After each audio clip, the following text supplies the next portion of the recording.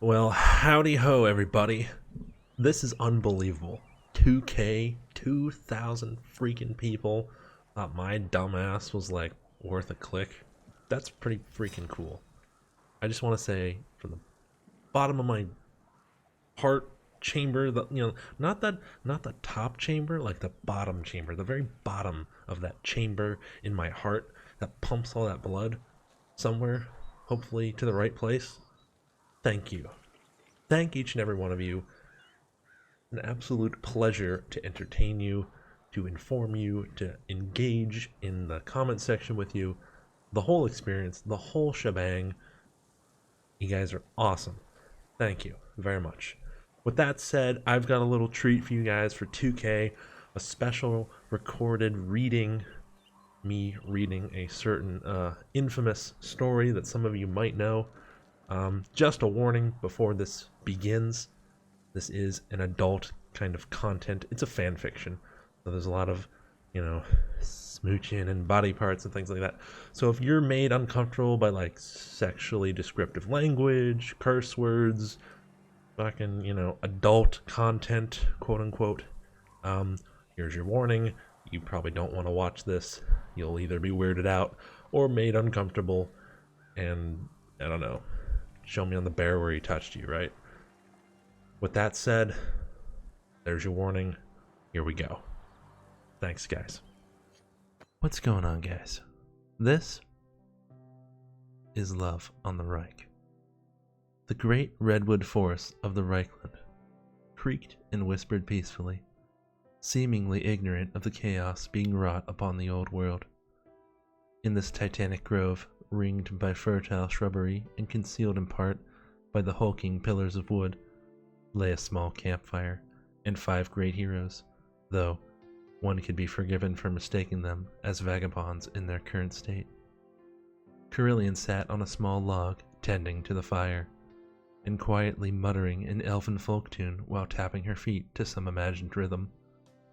Her green armor was lit a dull orange by the flames, and the bark armoring which adorned her more delicate areas barely reflected the brightness of the pyre,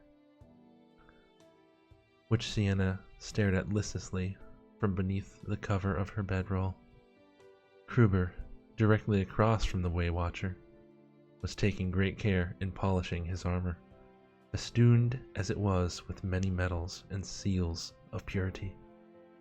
The process only aided, of course, by Barden's inevitable and near endless taunting of the inferior manling craftsmanship. Saltzpyre, rather conspicuously hatless, was patiently cleaning out his pistols between forays into a copy of the Scripta Sigmari, for even though he could recite the entire text from memory, he found its physical presence soothing to his spirit.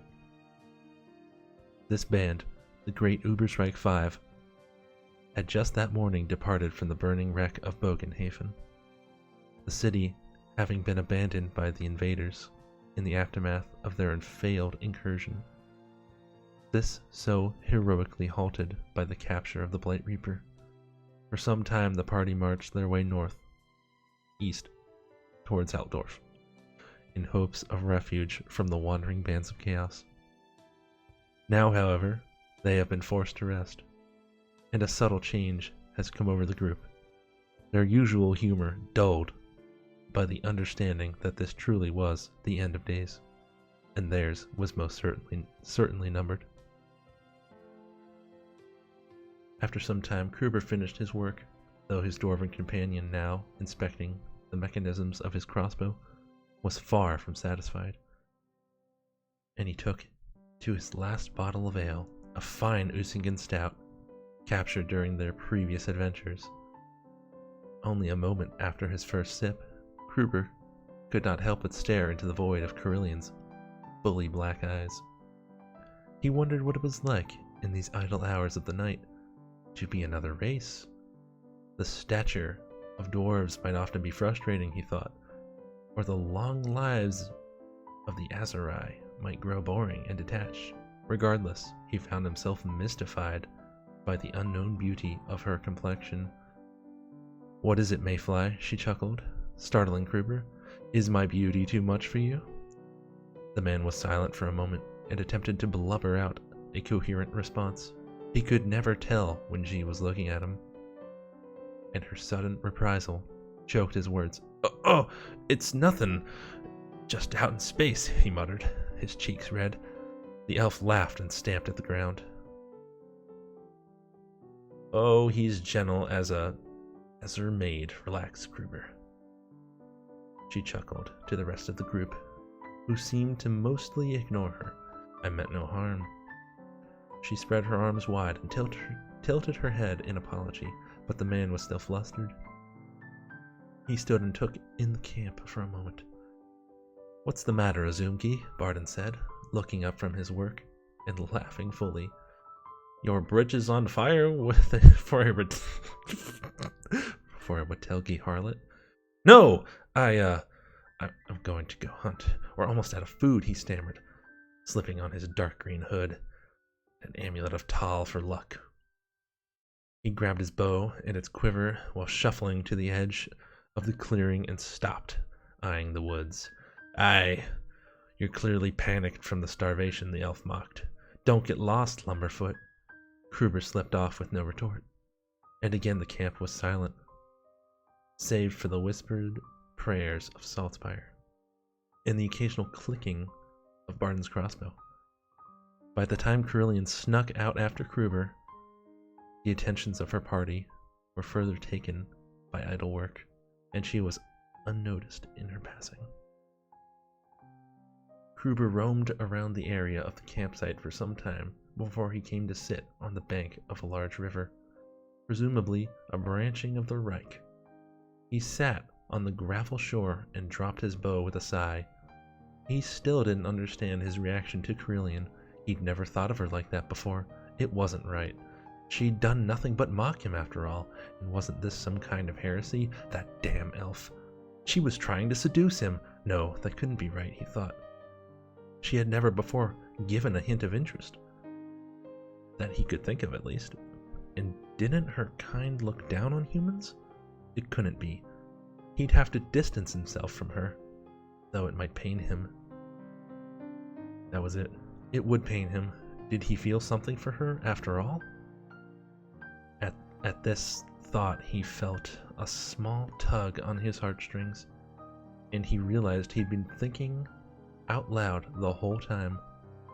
The bank now fell silent, save for the sounds of the night, and beyond his hearing, faint footsteps. Silly little mayfly, Carillion whispered into his ear as she crouched down behind him, her face mask now removed, and wrapped her arms around his chest. The hair on Kruber's neck stood up in response to her sudden approach, but he wasn't startled. As she rested her head on his shoulder, she whispered, I love you. Kruber smiled. This felt so right, but he still hesitated. Really? He asked, wrapping Carillion's hands in his. Really, you daft mayfly, she laughed, nuzzling him gently. Ever since Helmgart, Isha knows how many times you saved me then. She turned Kruber around and stared at him with her dark eyes for the first time. He saw only her beauty in their inhuman blackness. They kissed. Then, reveling in their new and forbidden love under the oppressive green glow of more sleep, Carillion began to strip, first taking off the wooden plates of her armor, grinning with anticipation as Kruber quickly slipped off his hood and shirt. She flung her own garments onto the ground and embraced her lover again, locking lips with him, cooing softly. They remained like this for a moment, intertwined in the night air. Carillion's lithe body glistened in the moonlight, but her flat but exquisite chest was slightly moist with sweat from her excitement. Her cooing quickly grew to a moan as Kruber pulled her trousers down and groped her ass forcefully, exposing the elf's sumptuous backside to the world. He leaned his head down, biting and licking on his partner's sensitive nipples. Carillion could feel an intoxicating wave flow up through her body with his touch, and she responded in kind by pulling down Kruber's pants, exposing his bulging member. Stepping out of her leggings, she crouched down, softly rubbing herself. It's amazing, she gasped. What do you feed this Kruber shoved her down on his cock, letting out a long sigh. Much better. He could feel his mind dropping away, making room for his animal instinct. Lewd slurps and squelches sounded as Carillion loosed herself upon her lover with wild abandon, forcing him deeper into her throat.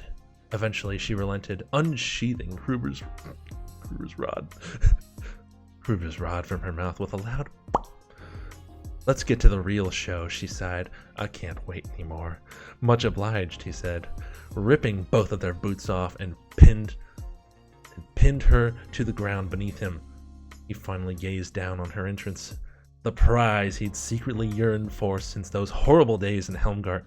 Before him, lying under a thin patch of hair, was a round, pink orifice, almost resembling an anus.